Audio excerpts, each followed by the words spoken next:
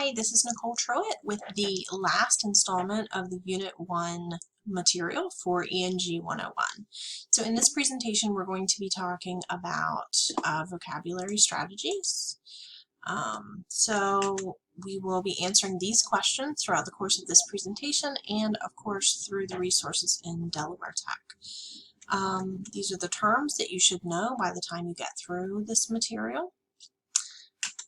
And essentially what we're going to be doing is talking about how you can build your vocabulary skills, because one of the really big challenges sometimes to understanding a text is understanding the specific vocabulary that's being used in that text. So what we want to do is give you some strategies for how you can approach new words and new vocabulary in order to better comprehend what you're reading. So these are some of the strategies we're going to talk about: using a dictionary, understanding word parts and context clues, and recognizing specialized terminology.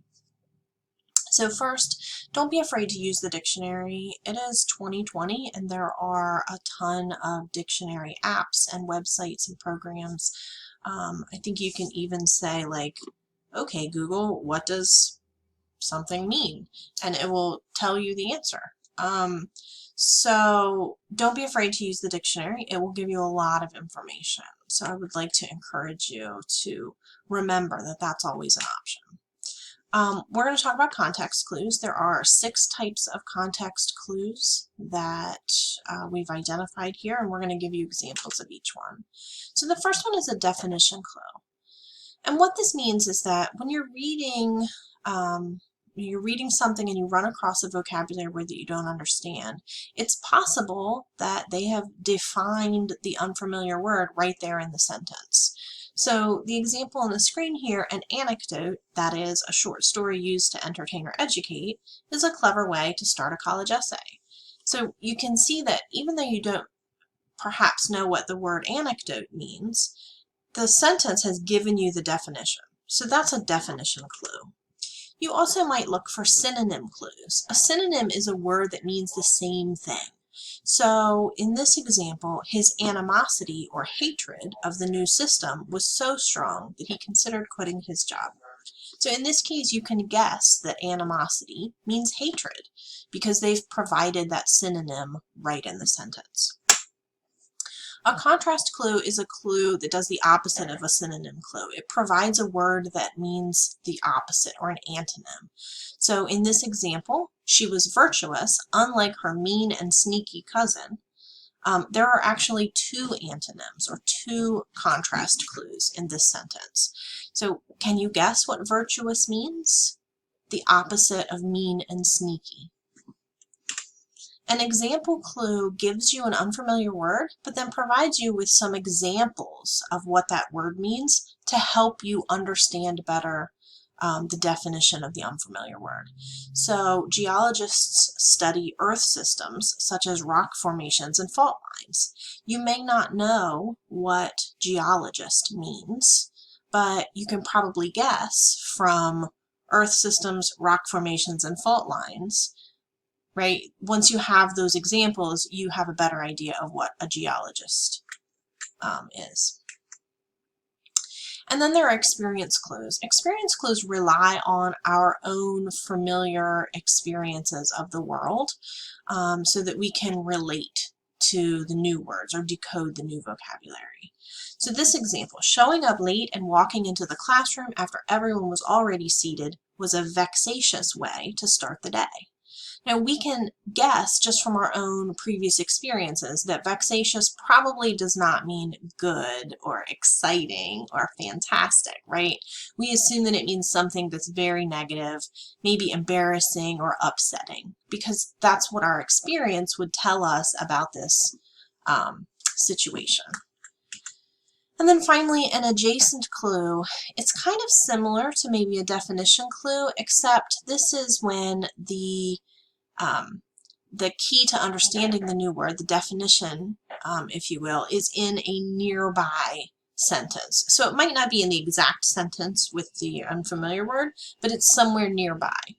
The law had a deleterious outcome for many citizens Because of the negative results of this legislature, many local residents found themselves without rental protection.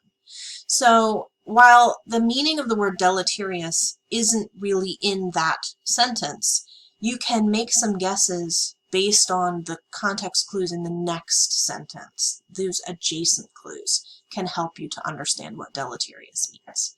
So those are the 6 types of context clues. There are more examples in the D2L course, so go ahead and take some time to review that material.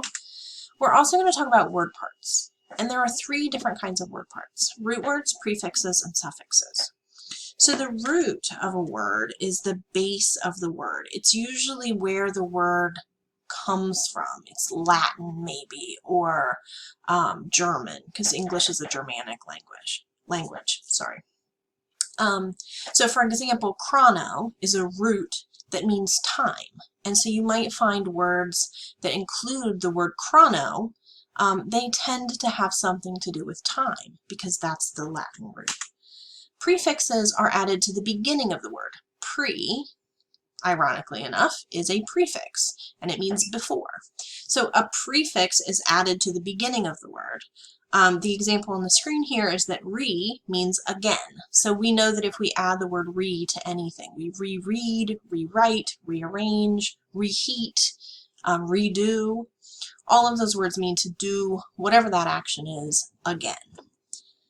And finally, some suffixes. A suffix is added to the end of a word. It's the opposite of a prefix. Adding at the beginning, a suffix gets added at the end.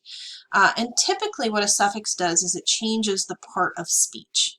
So it tells you whether or not a word is a noun, an adjective, an adverb, a verb, or whatever. For example, the suffix ly usually indicates an adverb, how something is done. Happily, quickly, unfortunately, excitedly. Whereas the suffix ness typically indicates a quality, which is a noun. Usually it's something that you have, happiness.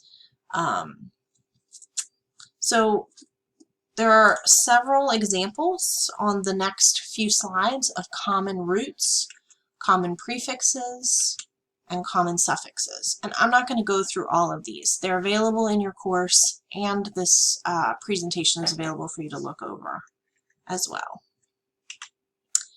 The last key component to understanding new vocabulary is to be able to recognize specialized terminology.